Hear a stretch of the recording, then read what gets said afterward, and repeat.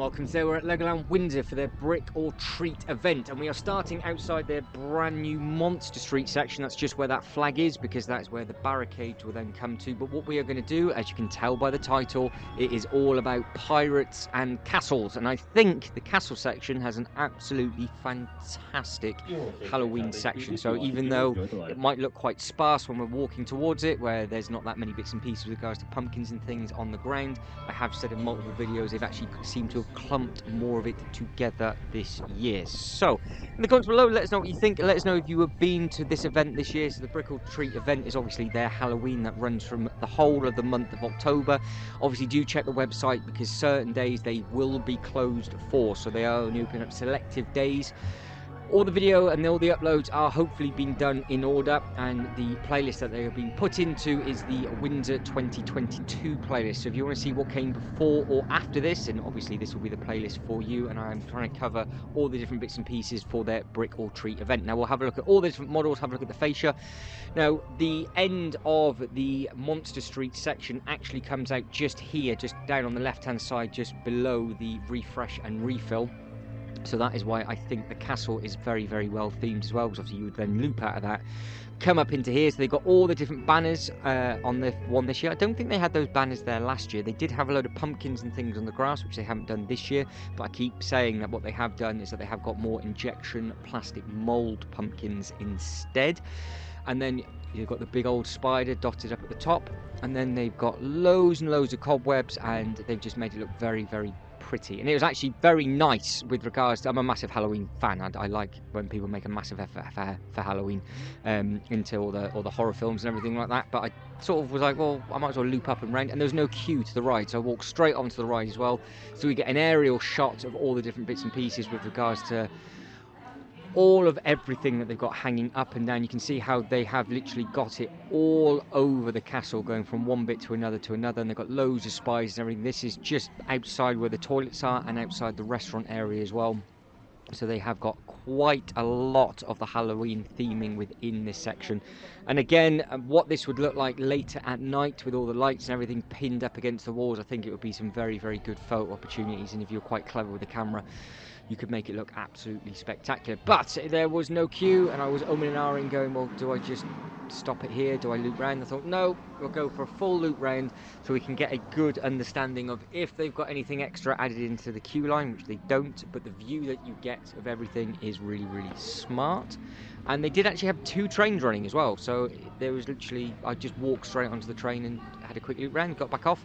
It's actually probably quicker when there's no queue to get on the train and loop it round than it is to try and walk back out the queue line again. So that's what I mean about how, could just imagine what that would look like at night with the lights and everything kicking through onto the fascia.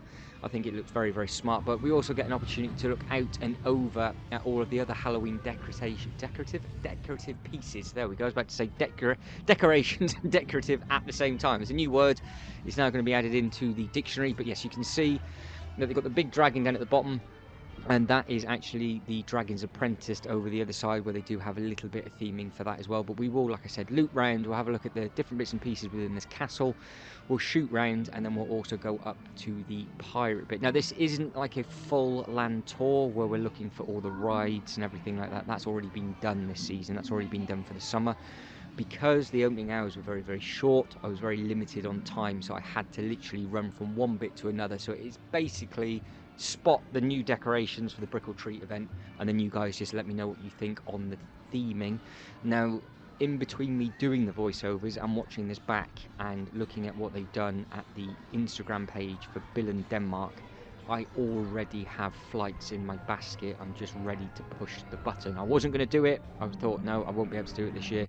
It just looks too good to miss. Now, this was an error. The camera's upside down, so I flipped it round just for that little bit there. The GoPro was upside down when it came out. That's why that looks a little bit weird and rotated how it is. But this is now the exit of the queue. No theme for the exit of the queue. You know, it would have looked quite cool with a load of cobwebs and stuff at the top, but loads of people don't look up. I always look around and just see what the decorative pieces there are. And you've got to appreciate a good queue line, and you've got to appreciate a good exit, because it adds to all the theming. Otherwise, you would just be stood in an open, boring bit. That is for Killian. So Killian, if you're watching this back, I had a poke. No idea, so there's the answer to that with your comment in the last video. I don't know. in the comments below. If you know what this castle is made from, then please do let us know. But I don't know what type of brick it is. But now we are coming out. You can see the dragon in all of its glory, and it is a almost basically perfect weather day. I'm walking around in shorts still. I think the camera still works very well. This GoPro picks up all the colours nicely. Hopefully you are enjoying this quick, short, sharp tour. Like I said, it is not a look at this is where the ride is, let's look at this ride, let's look at this. That's not what the point of this is about. This is very much a case of the different theming and the effort that has been made to swap it over for a little bit of Halloween. But of course we have to check out this display. So any of the models we'll spend more time looking at. You can see there's a ride in the background that is tearing away. The Dragon Apprentice, I could see it with my eyes, but looking back at that, it didn't actually pick up what I was hoping it was. The train was going around the smoking tower, and it looked very impressive with the amount of smoke and everything that was there. But there was a couple of disabled people nice and close looking at it, obviously watching family members and things go right round, so I was not going to get anywhere near or in the way of spoiling their view anyway, let alone if a family member or anything is on there. So I'm not that kind of person. This, I always like that display. Again, I think last year that had some more Halloween decorative pieces around, but the castle wasn't as heavy themed, so you can kind of see what they've tried to do with it this year, where they have put it all into the one place. But I do like all the banners and everything. Be very interesting to see if they literally do a like for like for their Christmas. So if all the artwork and everything comes down, it just gets replaced. I'm looking forward to trying getting here this year. It's been a long time since I've managed to get to Windsor at Christmas. So I do believe last year it was COVID and I think it closed.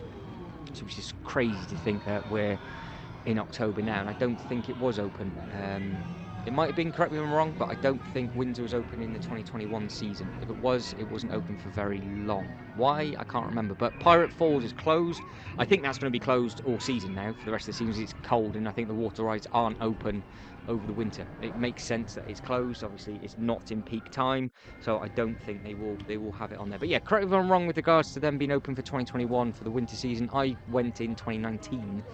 I know it was obviously closed in 2020, but I want to say it was closed in 21, but I don't know why. I could be lying with that. I could be getting my years completely mixed up.